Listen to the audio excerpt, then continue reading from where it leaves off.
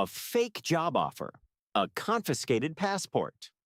And at the end of that chain, the front line at Pokrovsk, that is how the largest nuclear power on Earth recruits its soldiers now.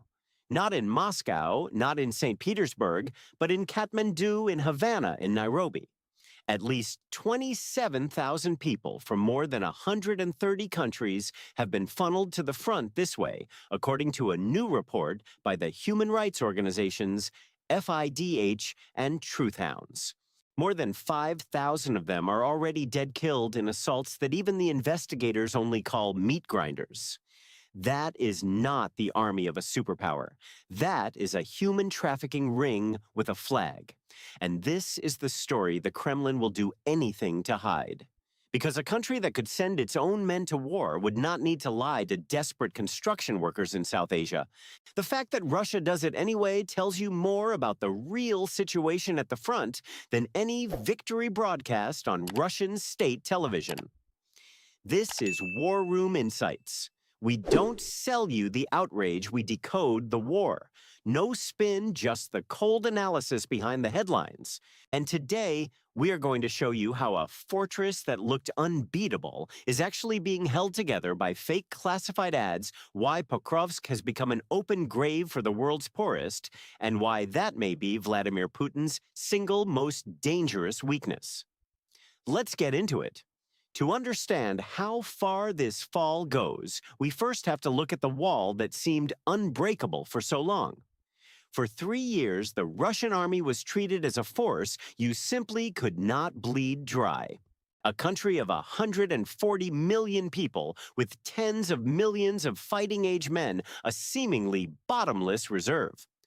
Every time the West hoped Russia would collapse under its own losses, Moscow sent the next wave. And the next, and the next. This strategy is not new. Since the days of Stalin, Russian, and Soviet commanders have treated human lives like ammunition material you spend to take a position. Mass over maneuver. Flesh over finesse. It was brutal. It was relentless. And for decades, it worked. In the spring of 2026, the offensive looked exactly that way, at first unstoppable. Russian assault groups pressed against Ukrainian lines in the Donbass day after day.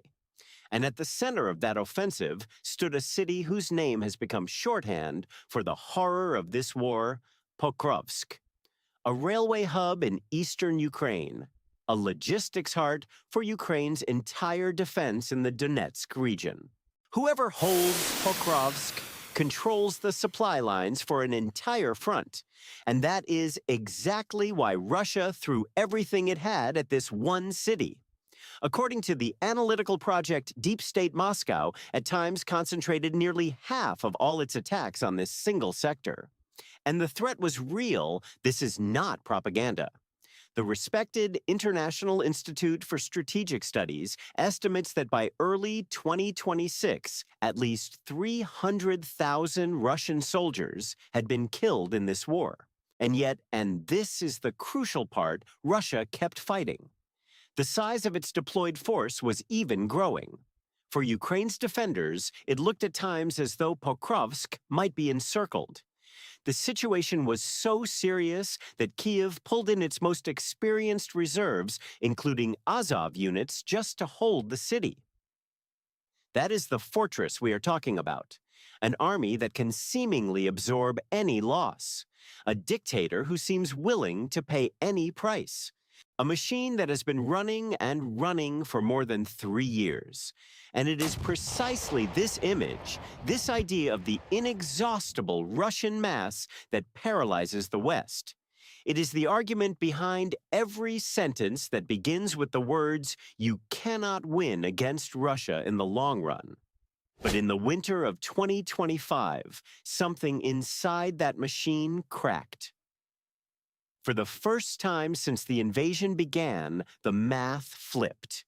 Russia started losing more soldiers than it could replace. And to close that gap, Putin did not turn to his own people. He turned to the poorest people on the planet. Behind the wall of infinite men, there was no reserve. There was a global human trafficking ring. Let's start with the numbers behind this shift, and let's be honest about where they come from. Most of this data comes from the Ukrainian General Staff and Ukrainian intelligence. That means we treat it with caution, not as confirmed Western statistics, but as what it is estimates from one side of a war. But the pattern it paints is strikingly consistent. According to Ukrainian figures, in the first 3 months of 2026, Russia lost around 85,000 soldiers killed or seriously wounded.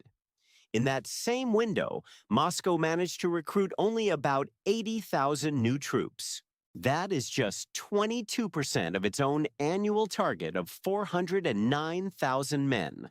In other words, Russia is losing its army faster than it can rebuild it. And this is not a one-off. According to Ukrainian intelligence, that negative trend held for 4 straight months from December 2025 through March 2026. The daily recruitment rate, once set above 1,100 men, is said to have fallen to around 940 a day. And if you are wondering why those losses have climbed so sharply, the answer lies in a weapon that costs almost nothing. Ukrainian drones, cheap FPV drones often worth a few $100s, are now responsible, according to Ukrainian sources, for the overwhelming majority of Russian casualties. That is the brutal math of this war, a few $100 drone against an assault team that costs Russia dozens of men. Cheap beats expensive, and at Pokrovsk, that math becomes hell. Because the price Russia pays for every meter has exploded. Ukrainian estimates put it at 316 dead per square kilometer of captured ground in 2026. For comparison, the year before it was 120. One example makes it concrete. In April 2026, the Russian army advanced 53 square kilometers in the Donetsk region and lost 25,000 men on that same axis doing it. That works out to 470 soldiers for a single square kilometer. That is not an advance. That is a mass grave with a map. And while losses explode on one side, the supply of volunteers is drying up on the other. Because the truth about this front cannot be hidden forever, it spreads through Russia. According to Ukrainian analyst Olesya Horyanova, wounded Russian soldiers are repeatedly sent back into combat, and the willingness to surrender is actively suppressed by their own commanders. Some men die of their injuries without ever being treated. Stories like that reach home to mothers, to villages, to chat groups, and they destroy the one thing Moscow needs most, the willingness of young Russians to sign a contract voluntarily. It is a vicious circle that feeds itself. The more brutal the front, the fewer volunteers. The fewer volunteers, the more desperate the search for replacements. And those replacements, we now know, no longer come from Russia. And here is the question your evening news will never answer for you. If Russia cannot cover these losses with its own men, who fills the gap? If you want analysis that digs behind exactly that question, subscribe to War Room Insights right now. We take stories like this apart every single week. Now back to the answer, because it is more disturbing than most people realize. The gap is filled by foreigners. On the 29th of April, 2026, FIDH Truth Hounds and the Kazakhstan International Bureau for Human Rights released a sweeping report. The title alone is an indictment: combatants, mercenaries, or victims of human trafficking.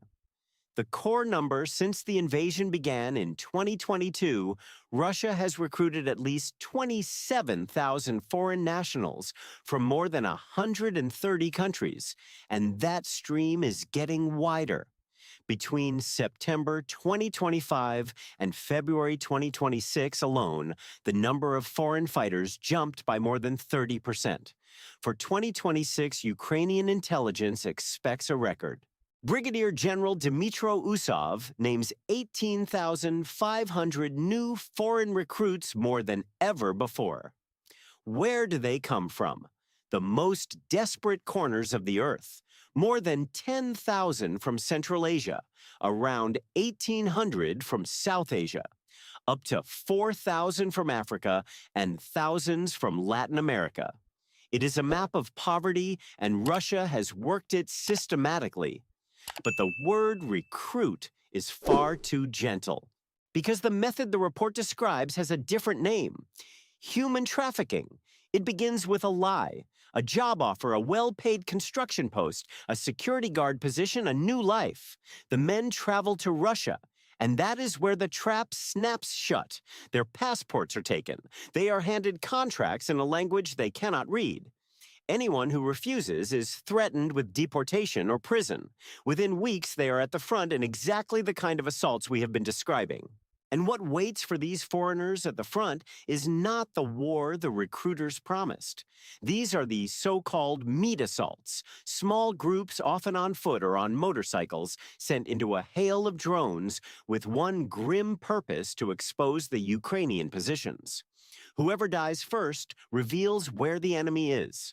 For exactly that deadliest of roles, the report says the foreigners are the ones preferred because their deaths produce no headline. In Russia, no mourning, no political question. How real this is became clear in a single case Ukrainian paratroopers documented. They pulled out a wounded man from Peru who said he had been lured to Moscow with a job offer and then forced to fight for Russia. He got lucky in the worst way. He survived and ended up a Ukrainian prisoner of war. Thousands of others who came with the same promise did not get that luck. They are lying in the fields around Pokrovsk. Russia even disguises this hunt as charity. According to Ukraine's Center for Countering Disinformation, Moscow opened a so-called Russian house in Togo, a supposed cultural center that in reality serves as cover to recruit mercenaries across Africa. Culture as bait. A construction worker from Nepal, an unemployed young man from Kenya, a father from Cuba trying to feed his family. Those are the soldiers a nuclear power is fighting its war with. A fake ad costs nothing. A coffin from Pokrovsk costs everything. And it does not stop at individual men from the global south. Russia has secured an entire state as its reservoir. According to the same report, around 14,000 North Korean soldiers are fighting for Moscow under a bilateral arrangement. 14,000, that is the strength of a full division. And here the circle closes on the axis. We keep coming back to Moscow, hiring the mercenaries, Pyongyang supplying the divisions, and Tehran contributing the drones and the missiles. It is the alliance of the sanctioned, the alliance of the desperate, a partnership born not of strength, but of isolation. But all of this leads to the one question that explains the whole picture. Why does the Kremlin comb the slums of 3 continents instead of simply doing what every warring great power in history has done, mobilizing its own population? Russia has 140 million people. Putin could order a new mobilization with the stroke of a pen. But he does not dare. And that is the real heart of this story. Remember the fall of 2022. Putin ordered a partial mobilization then, and the reaction was a political shock. Hundreds of thousands of Russian men fled the country head over heels to the borders, onto planes anywhere just away from the front. It was the first time the war directly threatened the lives of ordinary Russians, and the first time Putin's control really seemed to wobble. That experience marked him. As the Atlantic Council also notes, Moscow is seeking foreign fighters precisely to avoid a new politically explosive mobilization at home. And the foreigners are only one part of that desperation. To avoid a mobilization, the Kremlin reaches for anything it can, for convicts shipped straight from the prison camps to the front, for signing bonuses so large that an average Russian can only dream of them, often tens of thousands of dollars for a single signature. It buys soldiers with money. It catches them with lies. It presses them with threats. The one thing it will not do is openly ask the Russian people for their sons. Every one of those paths is a quiet confession, and put together, they paint a picture. Moscow is desperate to paint over the picture of a great power that still has nuclear missiles, but barely any citizens willing to die for its war. And now we have to separate fact from interpretation. The fact is, Russia is recruiting heavily abroad and avoiding a new mobilization. The interpretation is tempting, but it stays an interpretation. The man who loves to play the fearless czar is in truth afraid, not of NATO, of his own people. He would rather buy half the world than ask his own citizens for their blood a second time. Strength does not shop for soldiers in Kathmandu.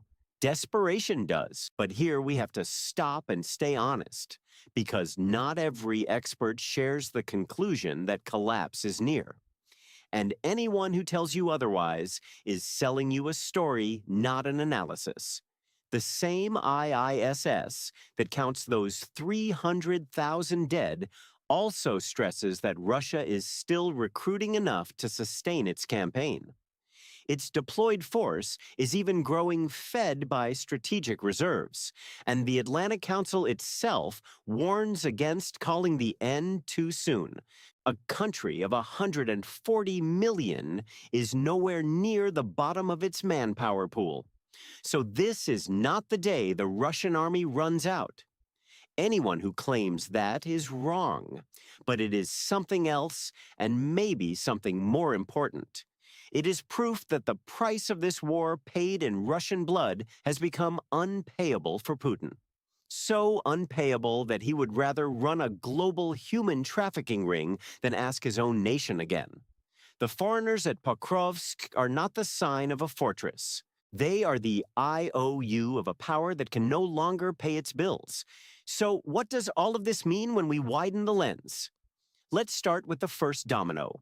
A war fought with deceived Nepalese and North Korean divisions is a war that lost its legitimacy at home long ago. With every foreign coffin, the diplomatic pressure grows. India has protested the deaths of its own citizens in Russia's ranks. Nepal has seen protests. Governments around the globe are starting to grasp that their most desperate citizens are being burned as fuel for Putin's offensive. An army that recruits this way does not export strength. It exports anger. The second domino falls inside Russia. The enormous signing bonuses Moscow uses to lure volunteers and convicts are tearing holes in its budgets. The medical system is groaning under hundreds of thousands of wounded. And beneath the surface, a question is eating through Russian society. If the war is supposedly being won, why does the Kremlin need the poorest people on earth to fight it? And now comes the part that does not stay in faraway Ukraine, the part that reaches all the way to you. Remember the beginning, the wall of infinite men, the argument that you cannot beat Russia in the long run. That myth is the Kremlin's most dangerous weapon, and it is not fired at the front. It is fired in the debates of your own country.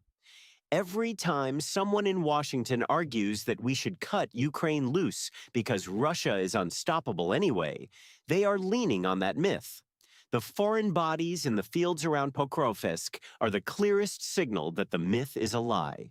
They are proof that pressure works, that this machine does in fact bleed. What the world believes about Russia's strength decides how much support Kyiv gets, and that decision is made in Washington and Brussels, in capitals across the West.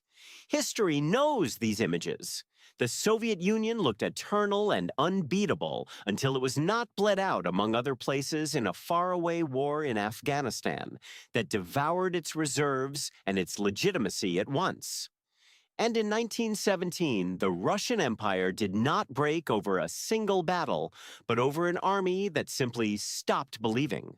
Empires that look indestructible rarely break with a bang.